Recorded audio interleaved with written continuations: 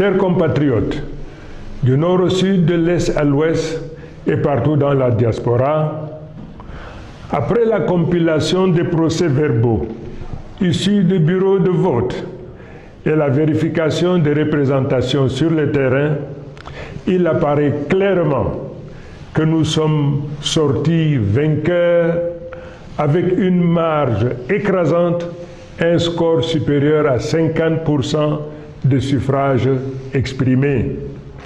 Un tel rejet, un tel désaveu prescrit au président sortant de faire preuve de courage, d'humilité, et au nom de la démocratie et des us et coutumes, appeler le vainqueur, le féliciter et lui notifier sa disponibilité à organiser une transition heureuse, mettant notre nation à l'abri de soubresauts et convulsions qui naîtraient d'une transition subie et non préparée. De la sorte, l'humanité entière reconnaîtrait en lui un homme de paix, soucieux de laisser un héritage dont on citerait l'exemple aux générations à venir. Mais hélas, telle ne semble pas être votre prédisposition. Mais malgré tout, sans arrière-pensée et d'un bon cœur, ma main reste tendue pour une transition pacifique. Mesdames et messieurs, il me plaît de rappeler avec force qu'en dépit de tous les obstacles érigés sur notre chemin, aujourd'hui, nous disposons de deux leviers. Celui qui confère l'adhésion populaire massive telle qu'illustrée lors de nos meetings et le respect scrupuleux du Code électoral en son article 113 qui nous autorise à porter à la connaissance du public des résultats tels que nous les avons énoncés. Incontestablement, ces deux leviers font de moi le président de la République légal et légitime. Dès lors, si le Conseil constitutionnel proclame des résultats falsifiés et tronqués, il se rendra complice d'une forfaiture, car le peuple camerounais, dans son immense majorité, n'acceptera jamais la validation par le Conseil constitutionnel de la falsification et du bourrage des urnes à une échelle historique telle que cela est porté à la connaissance du monde entier. Le peuple ne se laissera pas faire. Le peuple est déterminé à se battre face à un régime autiste, à la souffrance et aux difficultés du peuple, confronté à un désarroi d'un lendemain incertain. Ce peuple, qui se trouve le dos au mur, n'aura pas de choix que de prendre en main son destin et d'aller chercher cette victoire partout où elle se trouve.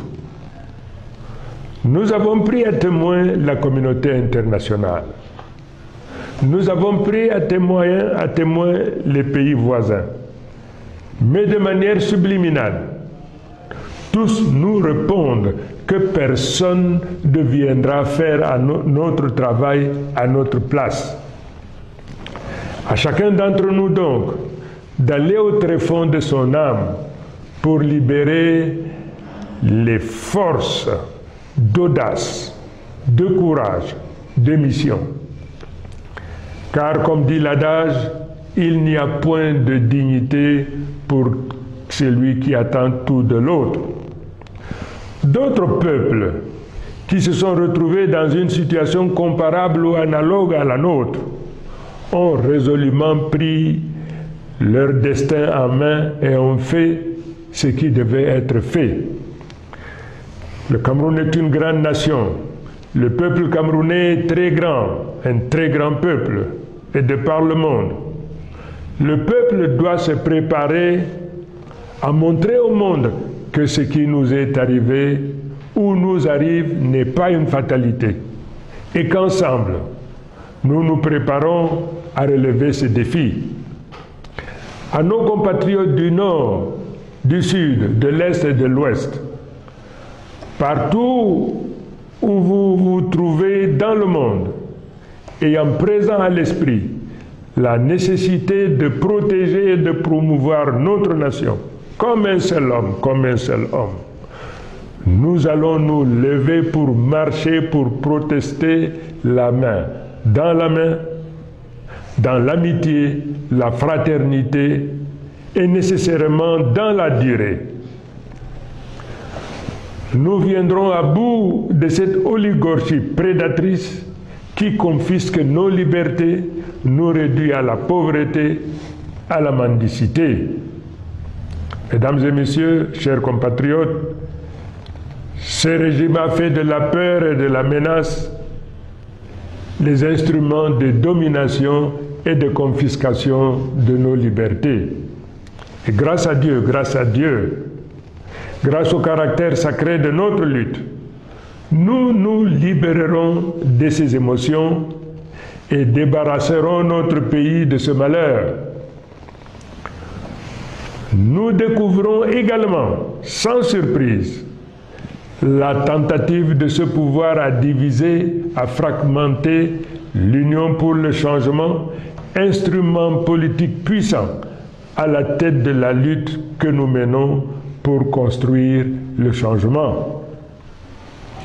Non seulement cette tentative sera vaine, mais elle nous donne l'opportunité davantage de resserrer nos rangs pour poursuivre avec résolution nos objectifs. Je voudrais une fois de plus réitérer mon engagement à me tenir au sein du peuple pour la construction, pour la poursuite victorieuse de cette bataille qui ne prendra fin qu'avec la récupération de notre victoire. Au moment où je focalise mon attention sur notre problématique, j'apprends avec beaucoup de tristesse l'assassinat commis sur une enseignante, Madame Zouhaïra, qui est tombée sur le champ d'honneur de la lutte pour notre liberté, pour notre dignité, pour qu'un nouveau jour se lève dans notre pays. Cet assassinat sera pour nous une cause supplémentaire pour redoubler nos efforts jusqu'à la réalisation de notre objectif.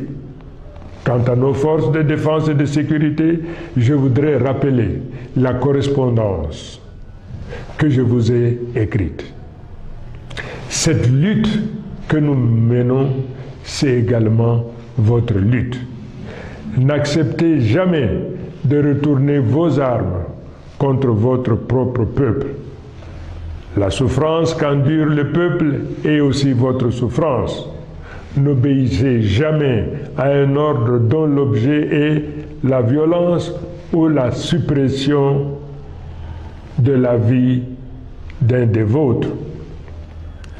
Mes chers compatriotes, l'heure est grave. Nous n'accepterons pas de nous faire voler notre victoire. S'ils préfèrent menacer la sérénité et la paix du pays plutôt que d'admettre la défaite, nous répondrons par la détermination pacifique du peuple. J'invite tous les Camerounais, du nord au sud, de l'est à l'ouest, et partout où vous résidez dans le monde, à sortir comme un seul homme dans la paix et dans l'amour de la patrie. Marchons pour la libération et pour la revendication de notre victoire. Créez une grande vague pacifique qui montrera au monde que le peuple en a assez et qu'il veut sa liberté. Le droit de manifester est un droit universel. Exerçons-le avec discipline et dignité. Je vous remercie. Vive le peuple souverain. Vive le Cameroun libre, uni et réconcilié.